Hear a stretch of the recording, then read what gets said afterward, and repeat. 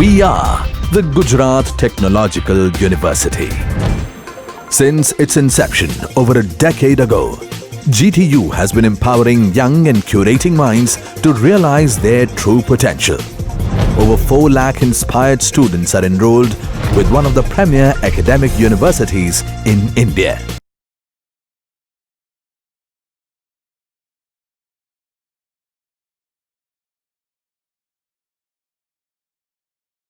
હવે આ ચેપ્ટરની શરૂઆતથી આપણે જોતા આવીએ છે કે ડિફરન્સિએશન એટલે કે d by dx with respect to x variable constant નું ડિફરન્સિએશન 0 થાય.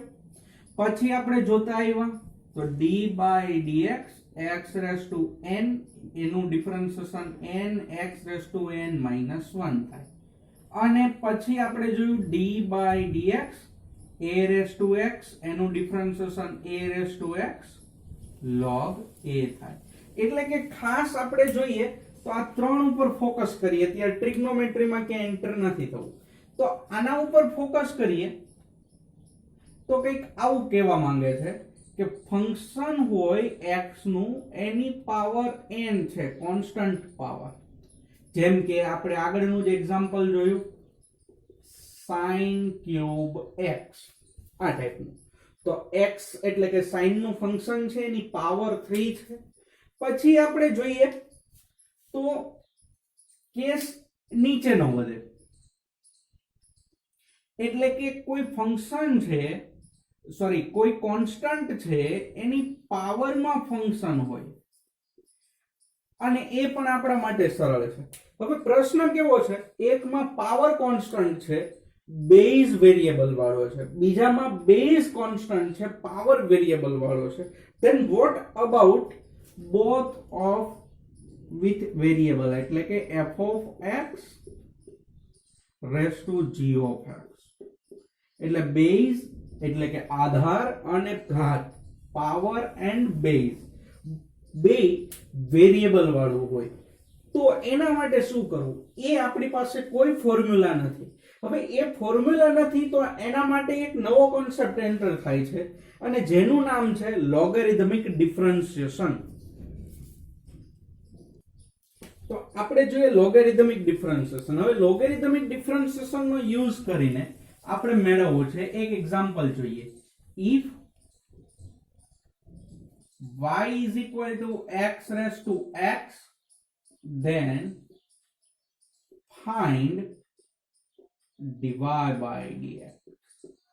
or આને બીજી લેંગ્વેજમાં એમ કહેવાય, or find d by dx x raised to x, કારણ કે y ની વેલ્યુ શું છે, x raised to x. હવે એ આપણે ફાઇન્ડ કરવું છે. તો બહુ સરળ કન્સેપ્ટ છે લોગેરિથમિક ડિફરન્સિએશન. જોઈએ તો બેઝમાં વેરિયેબલ, પાવરમાં વેરિયેબલ. તો બેઝ અને પાવર બંને વેરિયેબલ છે, તો એનું ડિફરન્સિએશન કેવી રીતે મેળવવું? આમાં ક્યાંય દેખાય છે લોગ નથી, પણ લોગ નો ઉપયોગ કર્યા વગર પોસિબલ નથી. જેમ કે here y is equal to x raised to x, y is equal to x raised to x, તો આપણે કોઈ ફોર્મ્યુલા એપ્લાય ન કરી શકીએ. કારણ કે આપણી પાસે બે ફોર્મ્યુલા છે, x raised to n અને a raised to x. પણ આમાં જોવામાં આવે ને તો બેઝ અથવા તો પાવર બેમાંથી એક કોન્સ્ટન્ટ છે, જ્યારે આમાં બંને વેરિયેબલ છે. એટલે આ ક્યાંય ફોર્મ્યુલા એપ્લાય કરી શકીએ નહીં, આપણી પરિસ્થિતિ નથી. તો શું કરવું?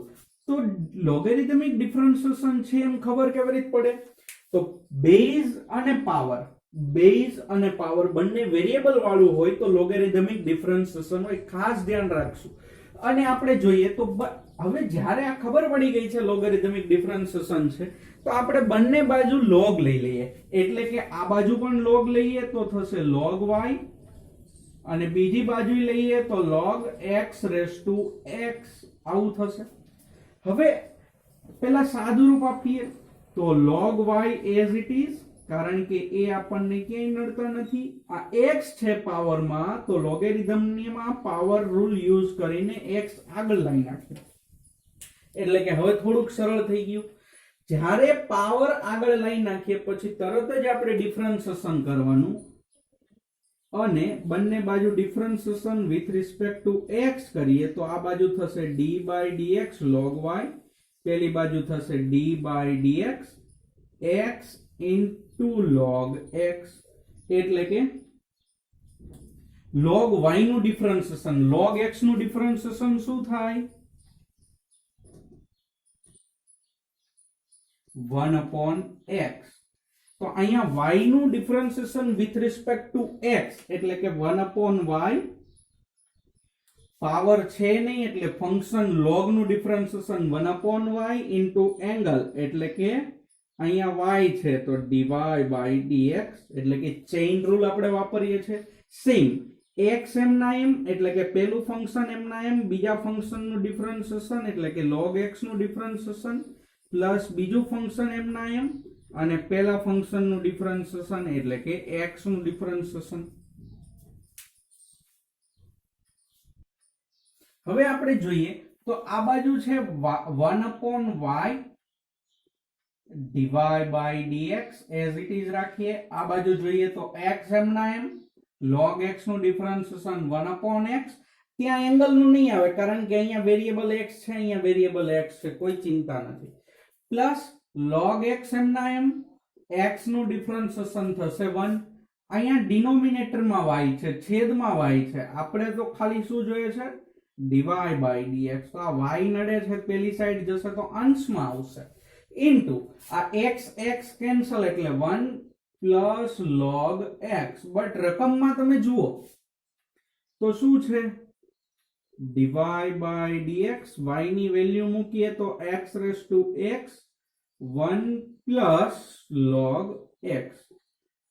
ખાસ ધ્યાન રાખીએ જ્યારે પણ આપણે ડિફરન્સિએશન ની જરૂર હશે એટલે કે આ પ્રકારના ડિફરન્સિએશન ની વાત છે જ્યારે d by dx x raised to x is equal to x raised to x 1 plus log x, A directly આપણે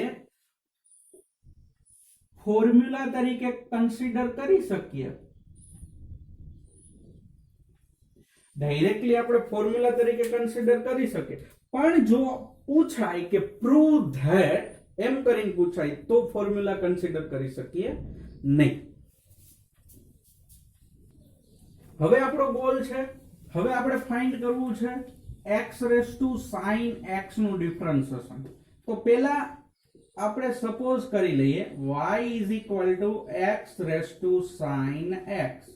હવે અહીંયા જોઈએ તો બેઝ એટલે x, પાવર એટલે sin x, એટલે બેઝ અને પાવર બંનેમાં વેરીએબલ આપેલો છે.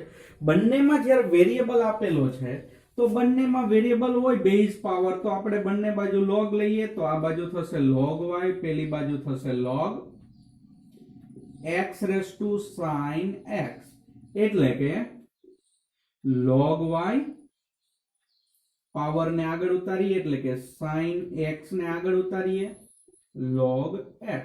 હવે બંને બાજુ ડિફરન્સિએશન કરીએ કારણ કે હવે તો બહુ સરળ કન્સેપ્ટ થઈ ગયો. d by dx log y is equal to d by dx sin x into log x. It implies that log y નું ડિફરન્સિએશન શું થાય? 1 upon y અને પાછું વેરીએબલ y નું differentiation with respect to x dy by dx. અહીંયા sin x as it is અને log x નું differentiation multiplication rule plus log x as it is અને sin x નું ડિફરન્સિએશન. એટલે શું થશે? It implies that dy by dx, આ બાજુ જે y છે છેદમાં પેલી સાઈડ જશે કારણ કે આપણે ફાઇન્ડ કરવો છે dy by dx. sin x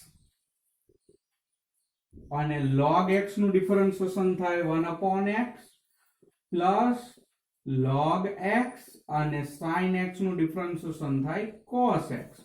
એટલે કે y ની વેલ્યુ આપણે જે ધારેલી છે એ મૂકી દઈએ તો d by dx x raised to sin x equal to x raised to sin x into sin x by x plus cos x into log x. હવે આવી જ રીતે કોઈ બીજું એક્ઝામ્પલ તમને ધારો કે આપે, તમે એક ટ્રાય કરી શકો. કયું? તો કે d by dx cos x raised to x. આ આપણે ટ્રાય કરી શકીએ. તો આ તમે જાતે ટ્રાય કરશો અને આગળ વધશો. હવે લોગેરિધમ માટે આપણે લાસ્ટ એક્ઝામ્પલ જોઈએ. તો લાસ્ટ એક્ઝામ્પલ બહુ આમ જોઈએ ને તો અઘરું નથી, કારણ કે આપણને ફાઇન્ડ કરવાનું કીધું છે d by dx sin x raised to x. આમાં log ન લઈ શકીએ કારણ આ એંગલમાં x raised to x છે. આમાં આપણે log ન લઈ શકીએ કારણ કે અહીંયા એંગલમાં x raised to x છે. તો શું કરીએ? તો આપણે ચેઇન રૂલ સરળતાથી વાપરીએ. ચેઇન રૂલ એટલે પેલા પાવરનું ડિફરન્શિએશન.